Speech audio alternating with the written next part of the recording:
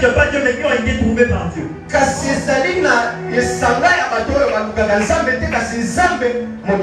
C'est eux qu'on appelle les restes de Dieu. Et David était comme ça. David était comme ça. David n'était pas le genre de personne qui cherchait à plaire à Dieu. Il était le genre de personne qui plaisait déjà à Dieu. Yes. Il y a des personnes qui existent pas pour plaire à Dieu. Mais des personnes qui sont devenues le plaisir de Dieu avant même de chercher. Et ce message, c'est le message pour susciter ce genre de personnes. Des personnes qui ne cherchent pas à aller vers le cœur de Dieu.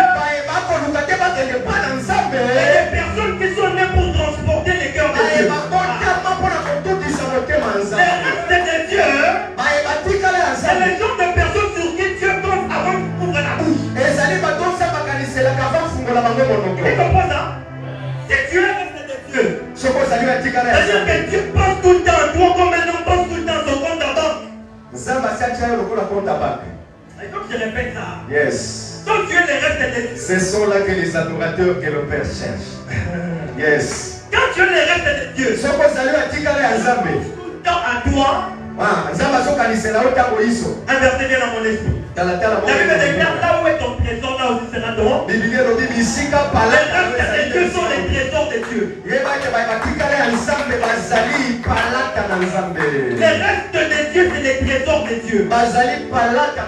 Et les trésors, j'aime quelque chose sur les trésors. Je vais tomber dans mon esprit maintenant.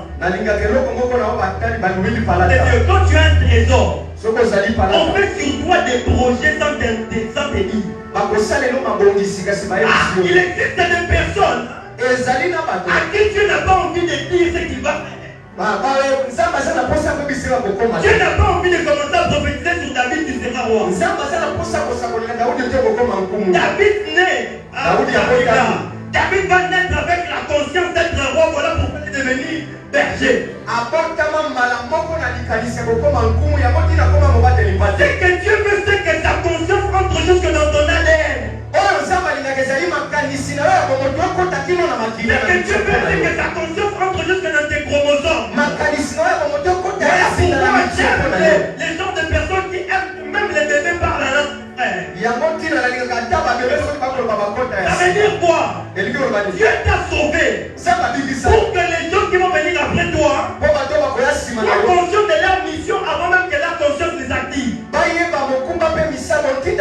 Les restes de Dieu sont les gens de personnes qui sont conscients de leur mission sans que Dieu ne leur dise.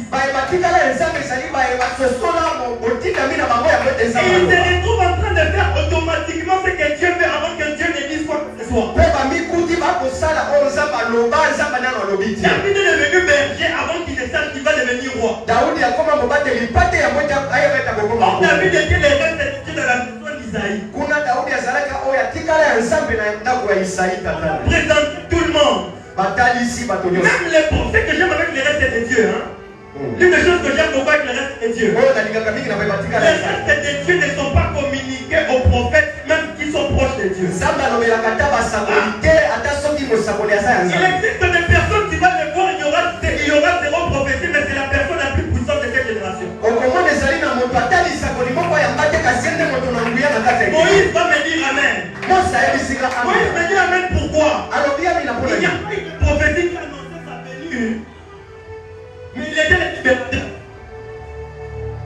Il n'y a pas eu de prophétie qui annonçait sa venue, mais il était le libérateur. Quelqu'un comprend ça? Il n'y a pas eu de prophétie qui annonçait Paul. Mais Paul est venu après. Il est venu en retard, il est devenu le standard. J'ai dit ça hier, je répète. Donc Dieu le reste de Dieu. Tu sors directement de son coffre-fort. Tu viens en retard. Mais tu deviens le standard. Adam me dit Amen. Il était le reste de Dieu dans la création. Il est venu en retard. Mais les lions ont fléchi devant lui alors qu'il était venu avant. Il était le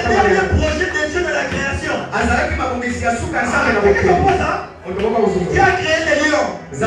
Dieu a créé l'ours. Dieu a créé le ciel et la terre.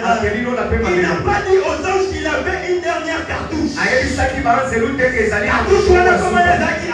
Et le cartouche c'était Adam est venu en retard. Et toute la création commence à tourner autour de lui. la seconde version. Ou même les anges ont commencé à tourner autour de lui. La Bible déclare vous portez des choses dans lesquelles les autres plongent leur regard. Et quand tu es la dernière création de Dieu, comme l'homme de Dieu vient de le dire, ta gloire sera plus grande que celle de la première maison. Tu es le reste de Dieu. Tu viendras sans prophétie. Tu deviendras celui qui va amener les gens à de grandes choses. Tu comprends ça? Tu viendras sans prophétie, mais tu auras une grande superficie. Tu viendras sans prophétie, mais tu deviendras avec une grande superficie. Ça tombe dans mon esprit. Ça veut dire que Dieu va étendre les territoires de ton règne.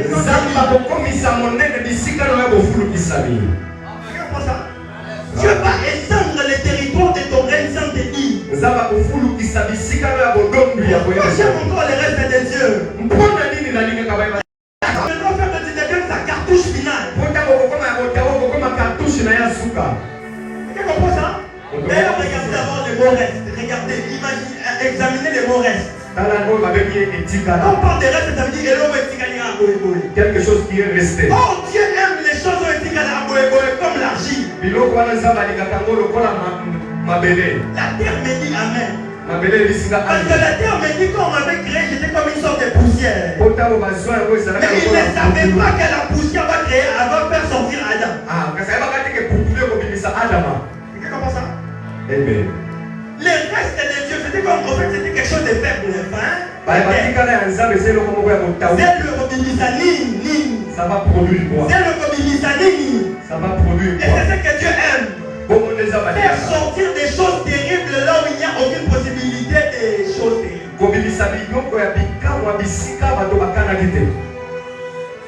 Tu comprends ça? Dieu me dit maintenant de dire à l'église. Pour certaines choses de ta vie, tu n'as pas besoin qu'on prophétise sur toi. Tu as juste besoin d'activer la conscience de celui qui t'a créé avant.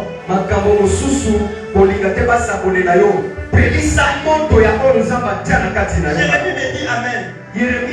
Pourquoi? Parce qu'il n'avait pas de prophétie qui annonçait qu'il sera prophète. Mais un Dieu lui a apparu, il a dit avant que tu ne sois dans les ventres de ta mère, je te connaissais. Ça veut dire que je t'avais mis dans des circonstances où même les péchés de ta mère ne pouvaient pas arrêter mon plan. C'est pour ça que David va expliquer ça bien. David dit homme de Dieu, c'est dans les péchés que j'ai été tissé dans les ventres de ma mère. Lorsque Dieu suscite les restes, Dieu se rassure de mettre dans la tête du reste un conditionnement mental de réussite. Tu comprends ça? Ça veut dire que Dieu se rassure de mettre en toi des choses qui vont te faire dépasser ta génération d'intelligence. Daniel me dit Amen. Pourquoi? Parce que il avait l'intelligence au-dessus des satrapes et des mages. Parce que tu es le reste de Dieu, tu es la dernière cartouche d'investissement divin. Ça veut dire que Dieu se rassure de te mettre dans des conditions où il va tellement pomper l'énergie en toi.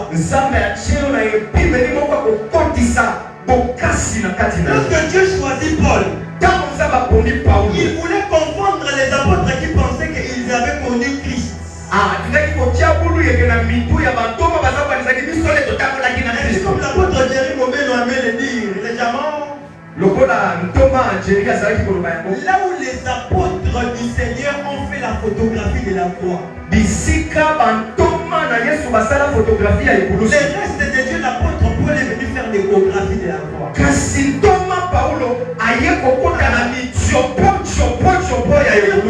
Lorsque Dieu reste, tu ne regardes pas seulement physiquement. Tu prophétises juste entrer dans les chromosomes.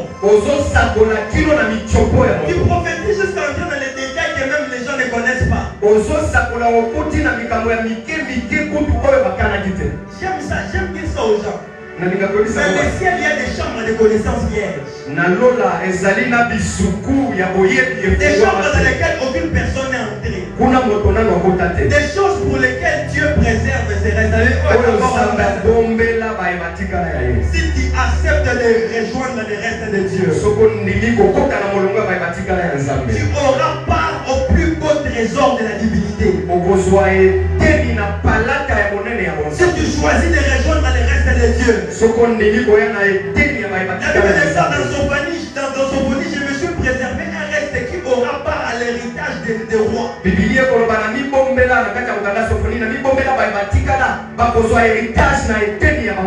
C'est-à-dire que le reste de Dieu a le droit d'entrer dans des choses qu'il n'a pas construites.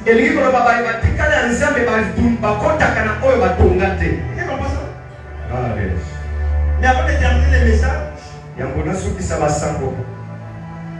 je suis à la fin. Je vais expliquer les livres d'Exode qu'on a lu. Après les hommes de Dieu vont passer faire les services et Dieu va nous faire énormément de bien. Est-ce que tu peux acclamer le Seigneur?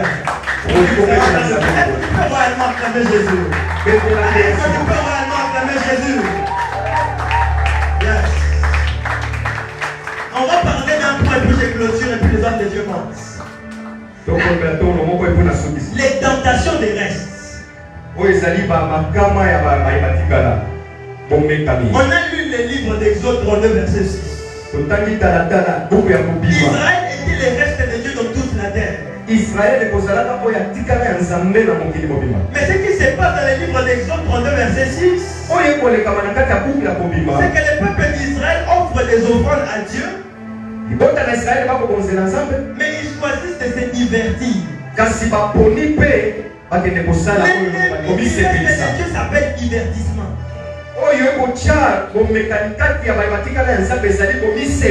En grec, le mot divertissement veut dire païso. Ça signifie jouer comme un enfant. Plaisanter avec les choses sacrées. Ce qui se passe lorsqu'on devient reste de Dieu, c'est que parfois on se sent tellement en sécurité qu'on pense que tout est permis.